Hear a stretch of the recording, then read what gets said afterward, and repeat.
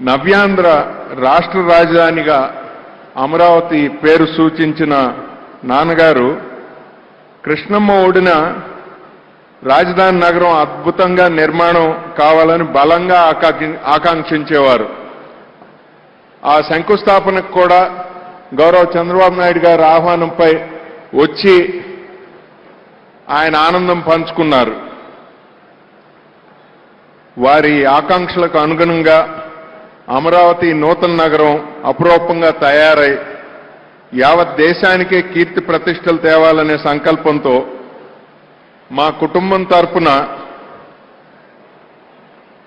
10 కోట్ల రూపాయలు విరాళంగా అందజేస్తున్నాం.